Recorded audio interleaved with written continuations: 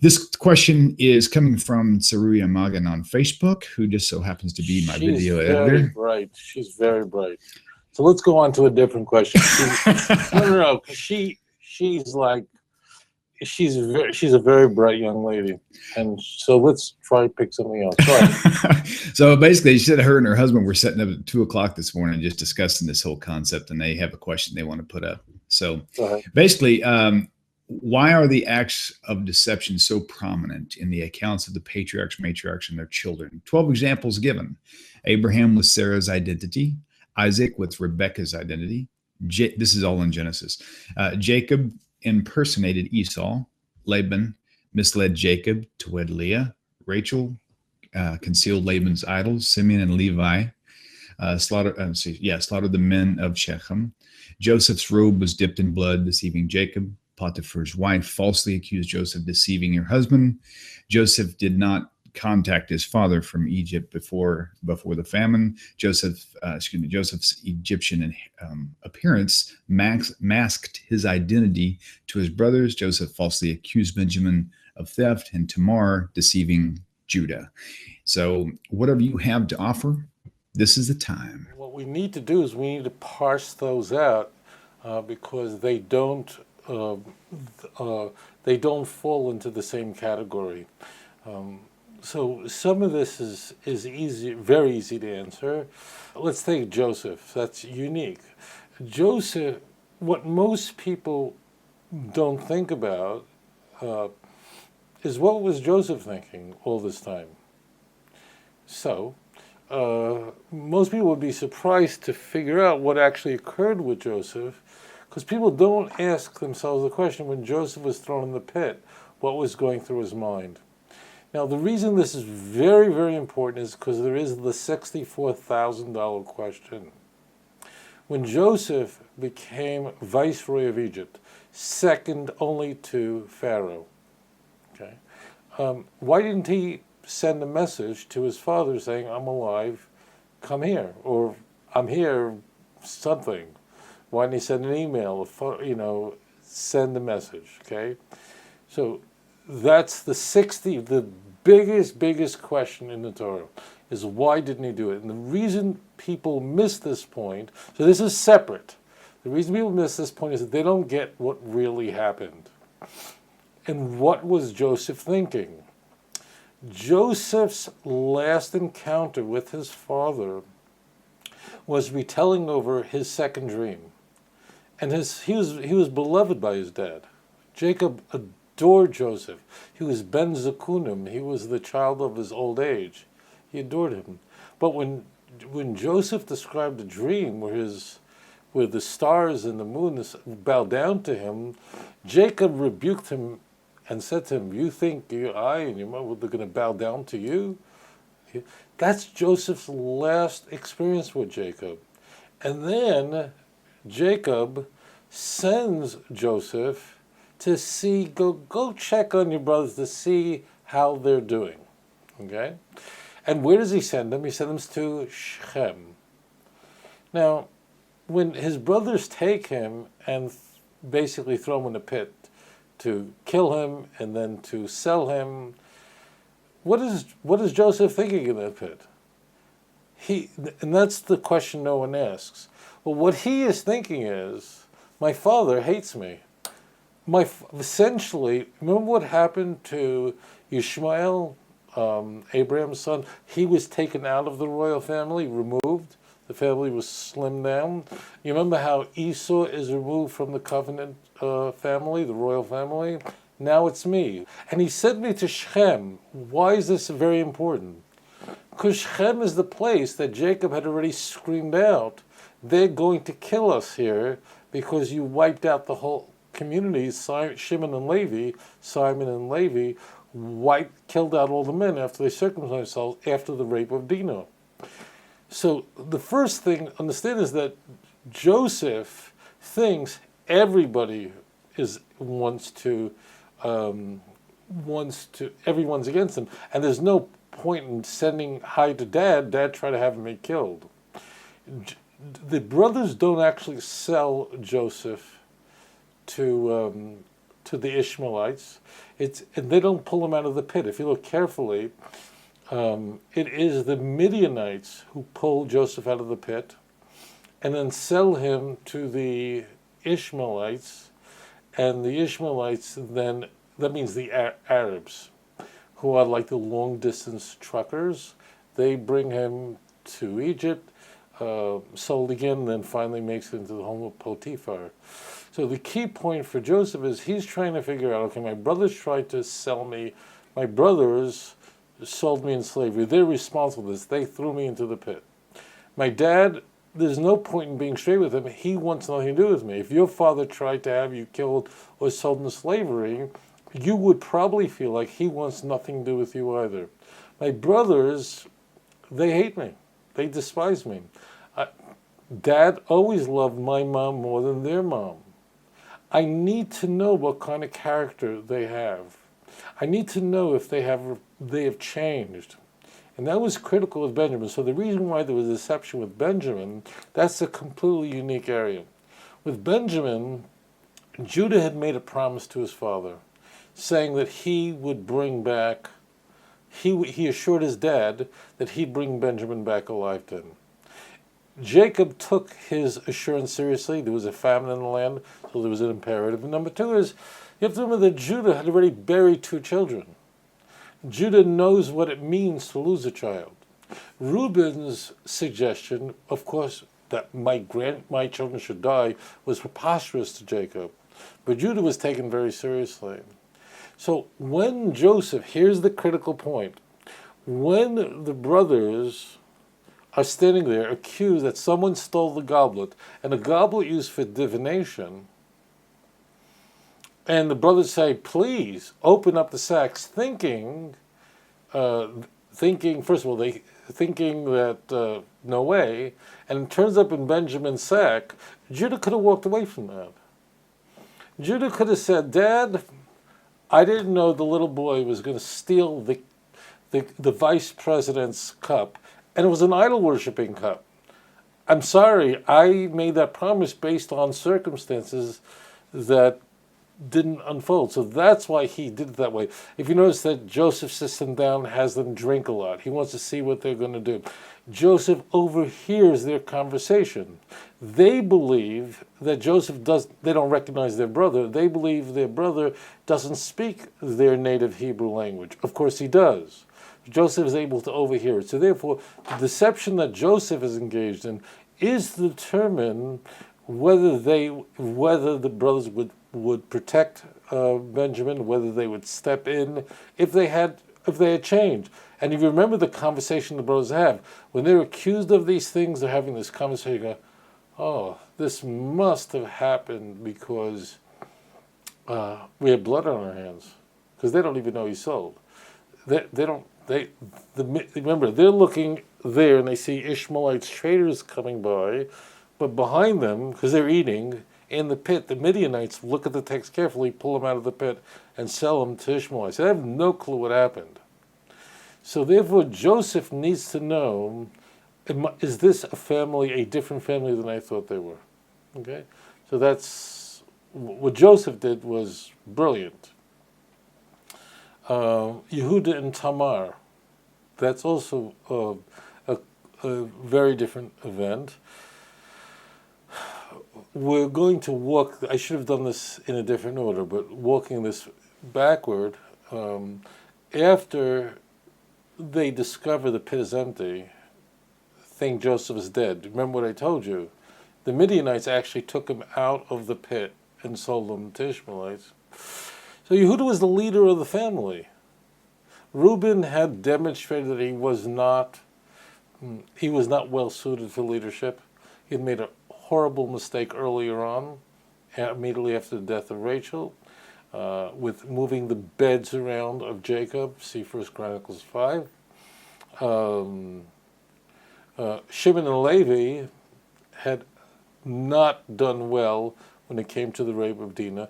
Yehuda was a leader, or a blossoming leader among the brothers. When it doesn't go well, when Yehuda finally says, should this blood be upon us, and so on, and they come back and find an empty pit, Yehuda is essentially, it says Vayered Yehuda. It's a very famous word that Yehuda went down. Well, it wasn't just he went down like in sort of altitude. He went down, he was basically said he had to leave the family. He was just, this was it was a calamity.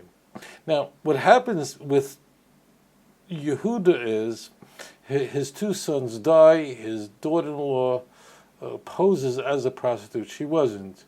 According to Jewish tradition, she envisioned that through her would come through this great family. But what is very important is the character of Yehuda and Tamar come through in this amazing chapter.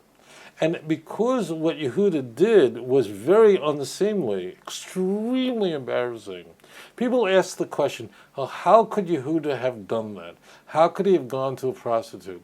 Now, what I want to do is, I don't want to go to what I say, just tell us, I just want to just take the text in its plain, natural reading, which is being conveyed here. Yehuda clearly was not in a good place. And he does something that is extremely embarrassing. Now, I want you to smell this here. Tamar is going to die if she doesn't explain how she got pregnant. Okay? What happens at the very end? Tamar has a very valuable mashka, more than one. He has the signet ring, the wrap, his cane. These are worth much more money than a little animal. Very valuable. And she could have said, what do you mean are you going to execute me? This is the guy who said execute me is the one who did this to me. She didn't do it. What kind of woman does that? She just puts it down and says, the person who did this, that's the one who got me pregnant. Now, Yehuda sees this. This is what the text wants us to focus in on. Yehuda had done something that was extremely embarrassing. I mean, my gosh. Now, this woman just puts down his personal possessions. He could have just turned away and he could have let her die, okay? A step up from that is just say, you know what, maybe we shouldn't put her to death, okay? He doesn't do any of those. You know what he does? He says, I'm the one who did that. I am the one who did that. And not only that, he explains how is it that this whole situation should have happened. I didn't let her marry my third son, which she would have done in a Levirate structure, where when one brother dies, the younger one marries, and the other one to perpetuate the name. Now, so Yehuda, this is what everyone doesn't get. The more embarrassing that the event, that what happened between Yehuda and Tamar, which clearly is scandalous, the more interesting Yehuda is, the more amazing he is. Because the crazier that story is, and we can see how Yehuda might have been in this situation. Again, our sages comment on this, that but I don't want to do that. I want to just take the text in this very simple reading. Yehuda is in a horrible place. His brother, as far as he knows, is dead because of his inaction or late action. He goes down, he's dumped, his kids die, disaster. He sleeps with who he believes is a prostitute. It happens to be his former daughter-in-law. But the key is, what happens at the end? Feel it, taste it in your mouth. What does he do? He goes, I'm the one who sinned. I am the one who did it. And not only that, he followed up by, she making herself a prostitute was really my own fault because I didn't give her my son. I want to ask you a question, William. Somebody being confronted with that situation says, I did it. What does that remind you of? Who does that remind you of? When Yehuda, who slept with what he believed was a prostitute, turns out to be his daughter-in-law, he sees just his possessions that she puts down, okay, that belongs to him. He could have walked away from it. He could have let her die. Or he could have just said, let her go without saying anything. But he said, I'm paraphrasing, I am the one who did this, who got her pregnant. And the reason why Tamar actually did this is because it was basically my doing. Okay? I am wrong. I am at fault. I am the sinner.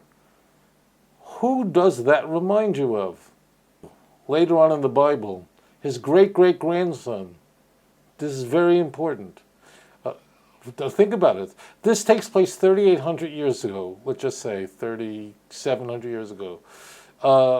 700 years later, there's going to be another man who is going to be a leader, who is going to do something very, very inappropriate with a woman. I got you. He's going to be confronted in a very back-of-the-way manner. Right. And he's going to figure out, he's going to say, I have sinned before the Lord. Who is that person? David HaMelech. Right. So when you see that what the Torah is interested with Yehuda and Tamar, see, the worse the situation was, the more embarrassing, unsightly, and sinful, or in whatever words you want to attach this, that he went to a prostitute. The more embarrassing that story is, the greater he is. That's what everybody misses. Everybody is very interested in how could Yehuda have done something like that. Okay? But Yehuda actually was responsible for what he thought was the death or loss of his brother. His kids die.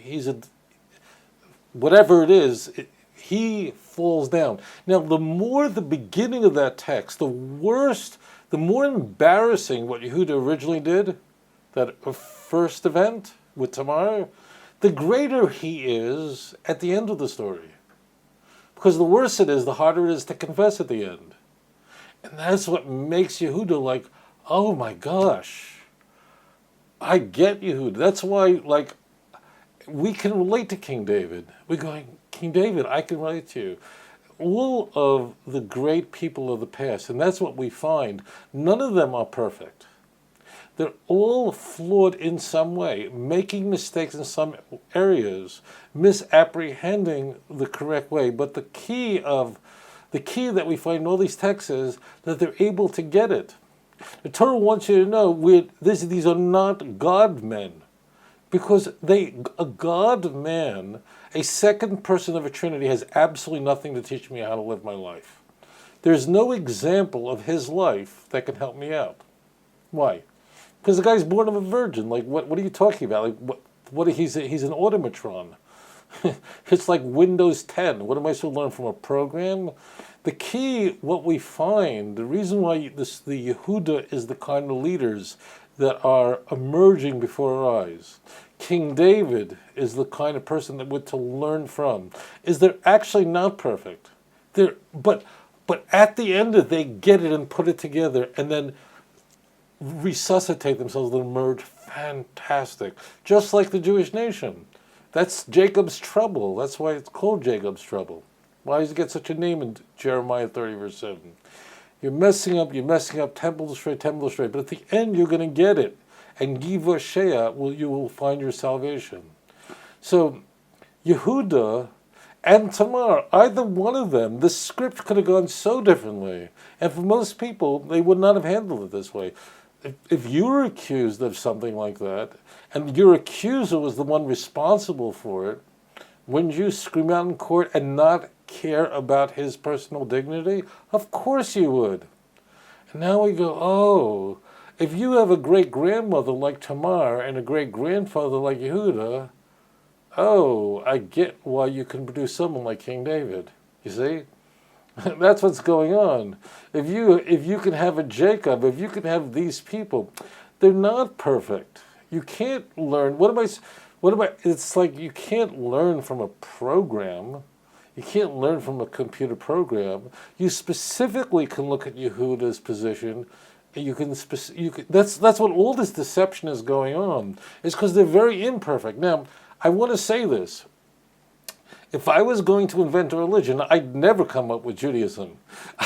I would have Jesus, and I would have him born of a virgin, and I'd have him 6'3" and no body fat, and absolutely perfect. And he always says the right thing. No matter what position Jesus is in, he always outsmarts, because, that's what we all want. We all wanted to be Superman when we were kids. Of course we did. I remember as a child, they'd have the Marvel comics. You remember the comic books? That was a big deal when we were kids, right? And in the opening page, the very first page of the comic book, I'm like shooting back to my childhood here. They had the story of this guy who's on the beach with this girl, and a bully comes and throws sand at him, and he can't do anything because he's weak, and then he works out and does this, and then he's strong and he's able to beat up. The key is that Jesus is like the perfect person who never does anything wrong, who can't make any mistake, who misapprehends nothing. He has absolutely nothing to teach me. Nothing. All I can do is just go, he died for my sins. It's perfect. But he has nothing to teach me, because he never went to a low point. He went down. But what we find embedded in these events is the people who struggle. Even today, why is it the modern state of Israel was established by secular Zionists? Why didn't God have the great rabbis of Europe marching in to reclaim Israel after the Balfour Declaration? The answer is it's behind the back. Now go figure it out. It's the story of Esther. Now go figure it out. So we can go through each of these, but each of them has something very exquisite. But the Yehud and Tamar is a story that really is rarely paid attention to. But you ask yourself, how do you produce a child like King David, who God would forge a covenant with? His predecessor Saul was a great man. An extraordinary man. And I could show you that he was fabulous till the end of his life. He had fallen, he was depressed, certainly. But if you look carefully at text, he was an unusual personality, a towering personality.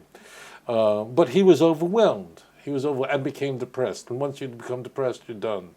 King David, the reason he's so attractive, the reason he is called the Messiah in Ezekiel 37, now just focus on it, because that is exactly, if you have Yehuda and Tamar, it's like you have this great musician, and you find out their parents are both musicians. The reason a child like King David, who makes children like that? Yehuda and Tamar. Imperfect, but then find themselves at the end. That's the key. And that's what the Torah is. The Torah is not a history book. Stop looking at it. And the Torah is not producing Jesuses. It isn't. It doesn't want that. That's garbage. It's a waste of time. It's nonsense. You can watch cartoons for Superman for that. The key of right. So if the Torah is here to teach us, how can we learn from somebody who's so different than ourselves? A God-man. We can't. We can only learn from the examples of the failures and then successes of people who are imperfect like ourselves, who have free will, which Jesus did not have. I don't care what any Christian tells you. Every Christian would say that Jesus could not, wind up in some, gay bar. I'm not trying to be provocative, but every Christian say that can't be, right? I remember when a year ago, a professor at Harvard, Karen, she came up with the text that they thought might say, so it was a later text, that might say that Jesus was married, that he had a wife. Whatever, I realized pretty quickly this thing was a forgery. But the important point was, to Christians, this was impossible. My God does not have a wife. That can't be, even though the New Testament doesn't make that claim. So the answer to the question is, if we look at the Torah as because I think it's a mistake people make, is they look at the Torah as like the New Testament, but it's the true one. New Testament is false. But what they're doing is they're kind of overlaying the Christian Bible on the Tanach, and they're going to get in trouble because they're looking for a Jesus character and they'll never find it. He isn't there. Why? Because he has nothing to teach us. If there were such an individual, what could he possibly teach us? But what can we learn from King David? What can we learn from Yehuda and Tamar? And again, this question is thrown around all the time, like, how could Yehuda do something like that? How unseemly. But don't you get the energy that's picked up here? The more embarrassing and the more ridiculously, horribly deceptive and awkward is not the right word, and the more scandalous that first event is, the more amazing Yehuda is, right? Right, because if he didn't do something so bad, so then what's so big that he confessed? The worse it is, the greater he is at the end of the story. And the purpose of the end of the story is Yehuda going, it was me. And not only was it me, this is so King David, but she's not even at fault. He didn't need to do any of that stuff, and he did it. And now that's what we call leadership. That's who I want to be, the great-grandfather of the Messiah. אדון עולם אשר מלך בטרם כל יציר נברא ועת נעשה בחפצו כל אזי מלך שמו נקרא ואחרי ככלות הכל לבדו ימלוך נורא והוא היה והוא הווה והוא יהיה בתפארה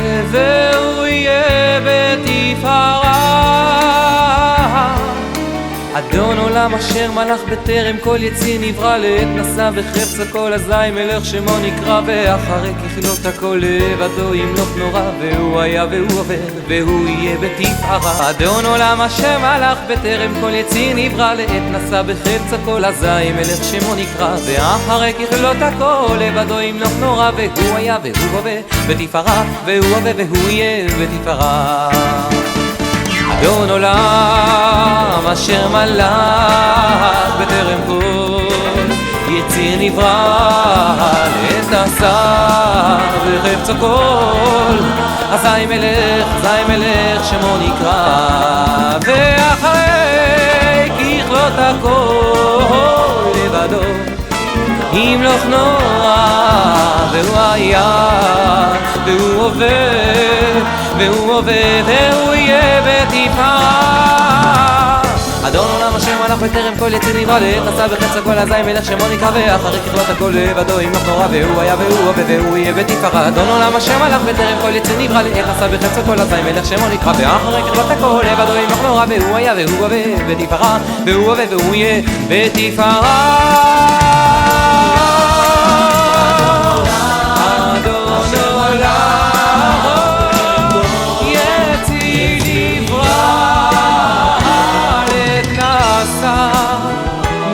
בחפצו כל אזי מלך שמו נקרא